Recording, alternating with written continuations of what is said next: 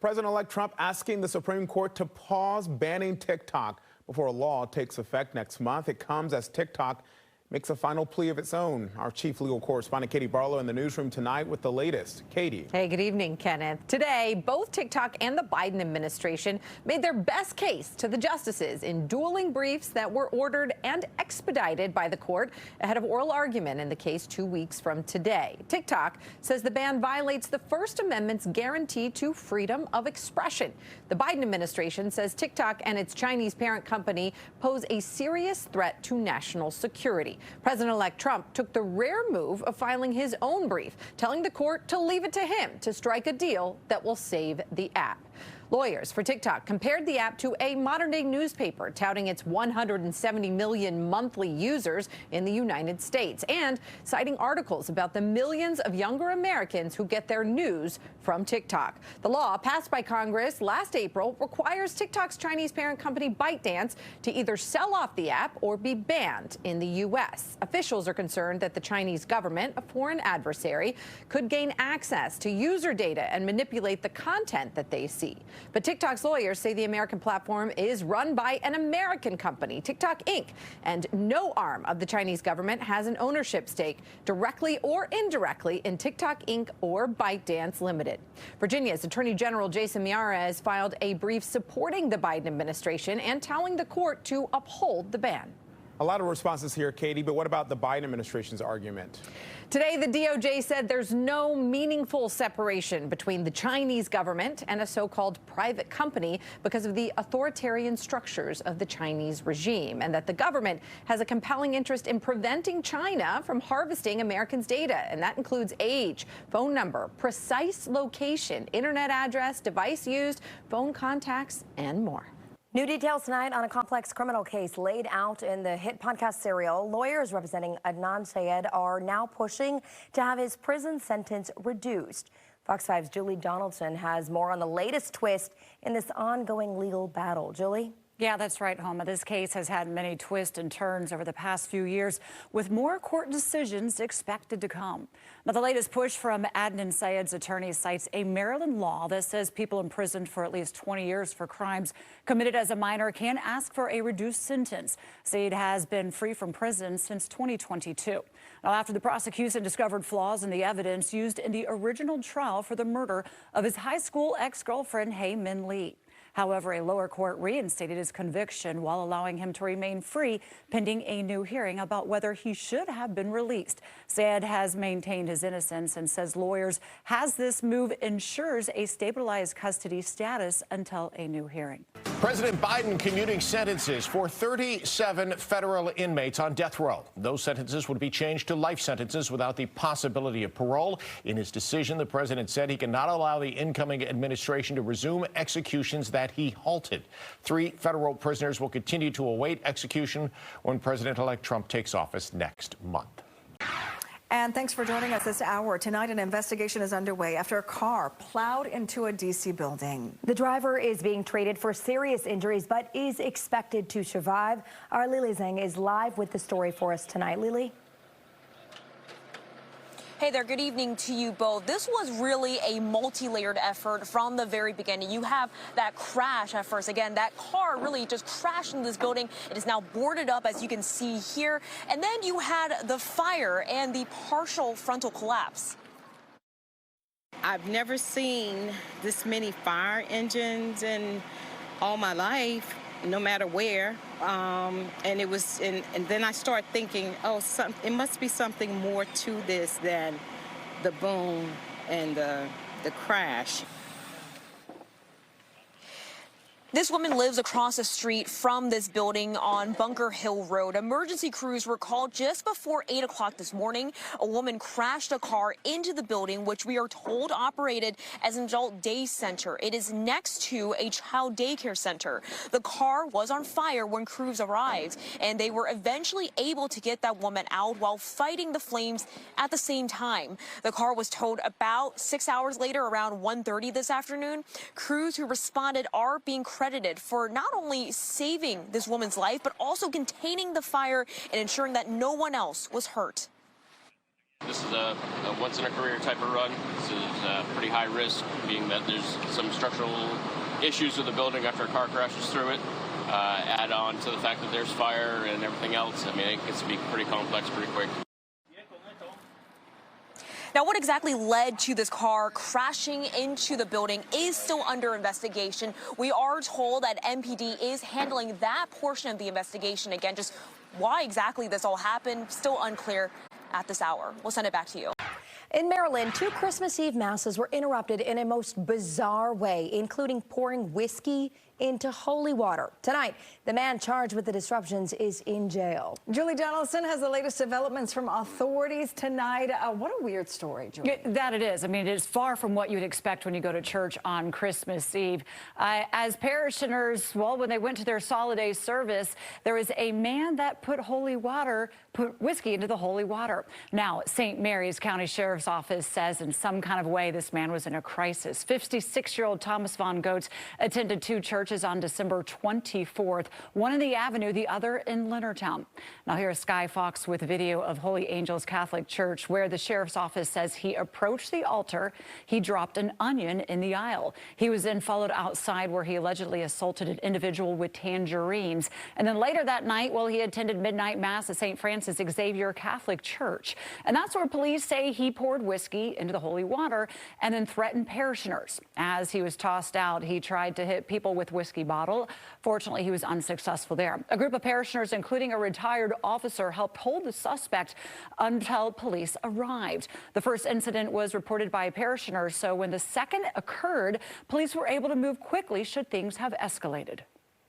I'm very proud of our community members for reporting this to us. If the first incident hadn't have been reported to us, we wouldn't have been able to link this together to determine this person was going to several places, making these threats against our community members and trying to stop them from being able to practice their religious beliefs on a major holiday for the Catholic community and the Christian communities throughout the county. And unfortunately, no one was injured. Von Goetz is facing multiple charges, including assault and committing a religious crime against a group. Von Goetz was also charged with driving under the influence. The suspect is currently in jail. Now, the sheriff's office says he has no prior arrest. He is currently awaiting his first appearance in court. $2 may change your life. Tonight's drawing for the Mega Millions jackpot soaring to $1.22 billion. Fox's Oliviana Commutes live near St. Louis with more on the massive prize up for grabs. Oliviana. Hey, Kenneth. Well, the drawing is tonight, so you still got a chance to get that winning ticket. And this would be one of the larger prizes in Mega Million jackpot history. Right now, the estimated win would be $1.22 billion. And I spoke with a few hopefuls here in Missouri about what they would spend that money on if they made it that big win. If I got the big jackpot, 'cause I have 2 kids that's teenagers and they need a better living condition. So I would use that money towards making sure they're stable. Christmas was like a bummer. Couldn't really do a whole lot for the kids. So this will definitely make up for it for the New Year's. I do play every day, but normally I just play like pick 3 and pick 4. But everybody running around here playing the Mega Millions, so I'm like, let me snatch me a ticket because I'm sure trying to come out a winner, you know, for the fam. For the family, I like it. Well, to me, $1.22 billion sounds like a lot, but that's still not the highest amount for Mega Millions. That record was just over $1.6 billion back in 2023. And if someone wins tonight and opts for the cash payout, they'll be walking away with about $550 million. Now, these tickets are going up in price come April of 2025 from $2 to $5, which Mega Millions says is because they'll be doing more lotteries with bigger money. I'll send it back to you. Oh, that is a shock to me. That is definitely going to be a bigger jackpot. All right, Oliviana. Meanwhile, police say they are now investigating this wild video. It's been seen all over social media. It shows Chipotle employees trying to stop a customer who comes behind the counter to make her own food. It all happened on December 21st at the Chipotle on 30th Street in Northeast. Once it's almost done, an employee tries to take the bowl. She hits him. Police say she got another full bowl before leaving. At this time, no charges have been filed. All right, more concerns now about bird flu contamination. If you haven't heard about this, this is following a cat who died in Oregon. That sparked a recall. We've got Dr. David Shaker joining us to explain what pet owners need to keep in mind right now. Doctor. Katie, how are you? So let's just dive into this. So essentially what we're talking about is the bird flu here, right? So what is the bird flu? It's an atypical viral respiratory infection. It's mainly seen in poultry, it's seen in cattle, and there's no transmission that we know about from human to humans, but you can see it from animals to human. And so that's big. That's the biggest thing. Recently, the World Health Organization has come out and said that there's been more seen in mammals, something like this cat, for example, and we have been seeing stories of that throughout the year. Thus far, there's about 65 cases confirmed in the U.S. In California, they have about 35 of those cases.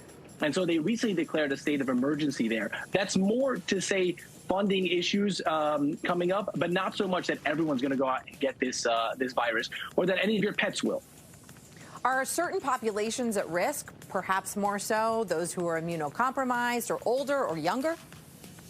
So absolutely. The biggest at-risk population is going to be people who work with these farm animals, mainly poultry or cattle workers. But let's put things into perspective here. So there's about 65 cases of diagnosed bird flu or avian flu throughout the country this year, versus in between 2023 to 2024, there's about 34 million diagnoses of upper respiratory flu, 384,000 hospitalizations, 17,000 unfortunate deaths, with 200 of them being kids, with a rough cost of about 11 billion. That's a lot of numbers. What I'm really trying to say is that when you correlate the likelihood of adults getting this avian flu versus just the regular flu, that's going to be a little bit imbalanced. And trying to discern whether it is the bird flu or the regular flu, if your pet starts to come up with symptoms and you're not quite sure and you head to the vet, what is the best indicator that we're talking about something more serious here?